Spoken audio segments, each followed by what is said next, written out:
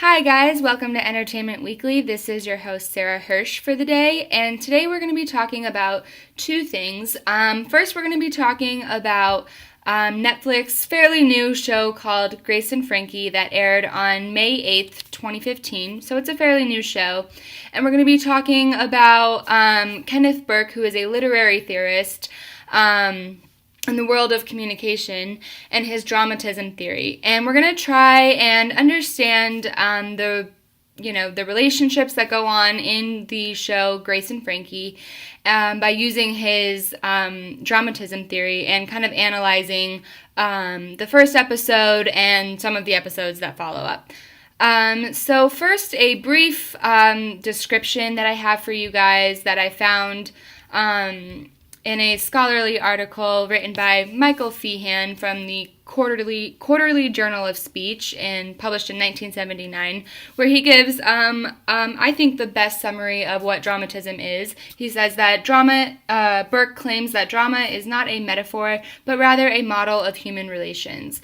And so basically what that means is that dramatism is a tool that's used for kind of analyzing how relationships are between people. And his theory kind of focuses on the kind of aspect of life as like a stage, and the way that we understand people on the stage is through understanding the motives and communication that people use while on a stage. So to give you a brief summary of the main points that I want to use from Kenneth Burke's dramatism theory is how the two of the four main characters use mortification and scapegoating to kind of get out of what they did to the main other characters in the show, and also transcendence, which is a need for, or a reason for someone's actions for a higher calling, so like love or something like that, which in Grace and Frankie's case in this show, the reason for what went on was because a higher calling with love. But we'll get into that in a minute. Basically, I also want to describe to you guys a brief summary of Grace and Frankie. It is a show about two women who are in their 70s, and they become best friends because of their husbands. They actually work together. They are divorce attorneys, and they have their own practice, so they're business partners together. And the two have been married to their husbands, Robert and Sal, for 40 years. And they do everything together. They're like best friend couples. They have a family vacation home. Their kids grew up together. They're good family friends. And so one day, which comes out on the first episode, like we get it all on that first episode, Sal and Robert, who are the husbands of Grace and Frankie, take their wives out to dinner because they have something that they want to tell them. And throughout that dinner, we can see that Grace and Frankie are completely oblivious to what the news is that their husbands have to share with them. And what they end up sharing with their wives is that the two of them, Robert and Sal, have been having an affair for 20 years. And they are telling them over a dinner in the middle of a restaurant that they want to get a divorce from their wives because they want to get married to each other now that same-sex marriage has become legalized, which kind of gives you a little bit of context of what was going on when the show came out in our actual lives. So basically, we can study and analyze the relationships between Frankie and her husband Sal, and also Grace and her husband Robert, who will soon to be her ex-husband with the later episodes to come. But in this first dinner, they are just now telling them. So throughout that dinner, right after the news is shared, Grace actually looks at her husband, Robert, with these glaring eyes, and you can tell that she's about to explode, and she's like, "Did you really tell me this at a restaurant so that I wouldn't make a scene? Are you serious?" And you can tell she's getting like more heated the more she thinks about what's been going on between Sal and her husband. And so she actually makes a huge scene and starts throwing the lobsters that they had at each other and the crab legs. And she's like, here's a scene for you. And she's totally freaking out, which kind of tells us a little bit about the relationship between her husband, Robert, and herself. He thought that telling her this crazy, shocking news in a public restaurant would be better than actually having a conversation with her inside the privacy of their home. And with Frankie, we can kind of see just a sheer hurt in her eyes. So we can kind of get a sense that they had a little bit of a closer relationship together. So when the two go home from the dinner after a huge scene is made and lobsters are being thrown everywhere, the two go home to their homes with their spouses. So we see that Frankie and Sal have a much more intimate and romantic relationship, and that the two actually love each other. And Sal feels so guilty about what he did to his wife, Frankie. I mean, they had a relationship for 40 years together, and he kind of uses a mortification that our theorist Kenneth Burke talks about, and he's begging for forgiveness, and he feels so horrible, and he just wants to do anything to make her feel better so that he can get forgiveness, and he feels very sorry about what he did to her. And whereas when we get to see Grace and her husband, Robert, her husband uses more of a scapegoating. You know, he comes in there to her bedroom to check on her and how she's doing. And when she's like, how did I not know? Or how could you do this to me? He's kind of like, well, were you really even happy with me? I mean, let's be honest with yourself. Kind of using, like, giving away the blame. Like, are you shocked that this happened? And we see her kind of think about it like, well, no, we weren't really happy. And she explains to Robert that she just thought that they were a normal old married couple, you know. Romance wasn't too hot, but she just thought that that was normal. And Robert explains that he really thought that that wasn't at all what love was supposed to be about, or marriage. And so we kind of get a sense that he has that with Sal. And Sal also, even though he's much more nice to Frankie and is asking her for forgiveness and is blaming himself constantly using that mortification, we can see that they were in love and that he did feel absolutely horrible about it. But the reason that both of them did what they did was for transcendence. They did it because they love each other. They kept it a secret for 20 years because they didn't want to hurt their wives, because they had such a long relationship with them. But they also snuck around for that long because they loved each other.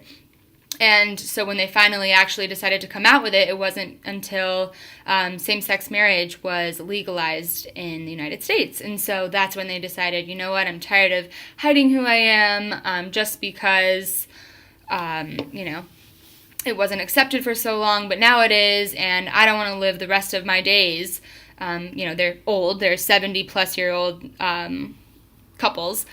And they are like, we did it. We wanted to do it because we wanted to be together for the rest of our remaining days. And so I kind of did some more research on Burke's dramatism theory to kind of get a better understanding of the dramatic act of the entire dinner, starting with, you know, Grace throwing a complete scene at the dinner and throwing crab legs at her husband, and all that stuff. And so I found an actually interesting article from Brian Crable from the Communication Quarterly, published in 2000, called Defending Dramatism as Ontological and Literal.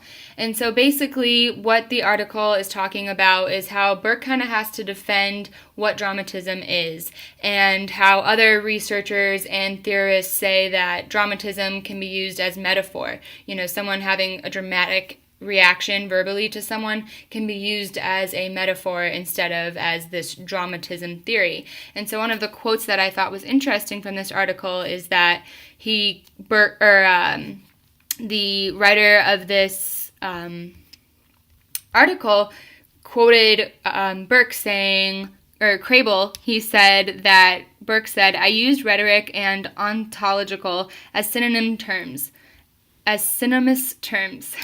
Later, I had to modify this equation." He then modified it and said, it is a literal statement to say that people really do act in using symbolic action. And so that kind of, if we apply it to Grace and Frankie, we can say that Grace's reaction wasn't used to be a metaphor of why she was so mad and angry at her husband. It was sheer shock and how she really didn't know and was really furious at him, and to take it for what it was instead of trying to find an underlying meaning of what does it mean when she throws crab legs, or what does it mean when she's upset that her husband decided to share this news to her in a public place. And so I thought that that was pretty interesting, that there are other theorists out there that kind of question the real definition of dramatism, but it really does mean that people act and say things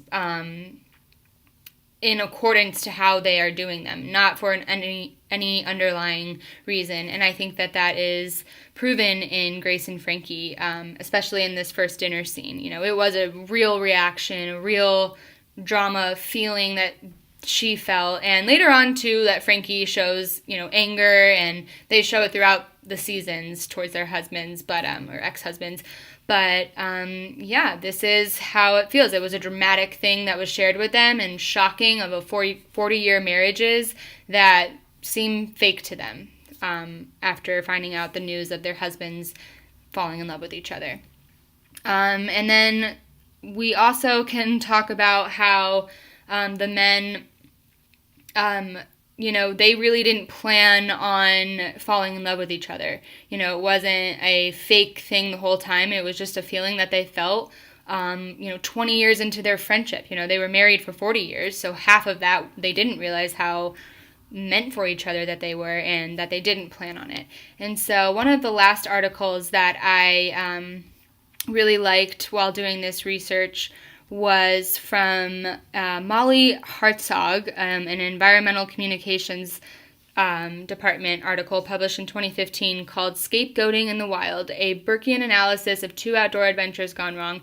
And basically she is just analyzing the relationship that the 2 main characters in the wild have, and what they used for mortification and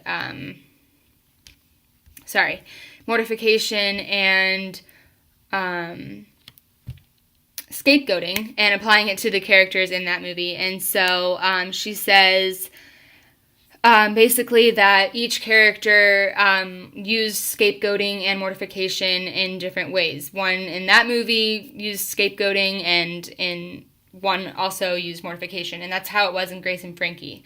Robert was more of a scapegoat and trying to blame their marriage and how they weren't really ever happy or in love, and what did she is she that surprised that they weren't in love, or that he would be looking for love elsewhere? And mortification for Sal in this scenario was a sheer sorriness to what he did to his wife. He really did love her. He really didn't plan on it. And he feels horrible, and he feels like he deserves to feel as horrible as he feels.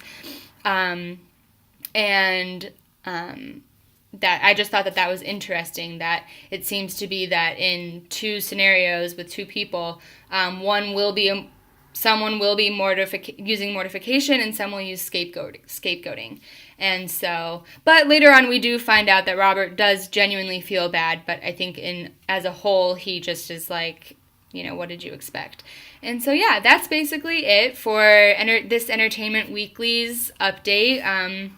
Thank you guys for tuning in, and I hope that I was able to give you guys a little bit of knowledge on Kenneth Burke's dramatism theory and how we can apply it in understanding relationships in real life and in TV shows. Thank you.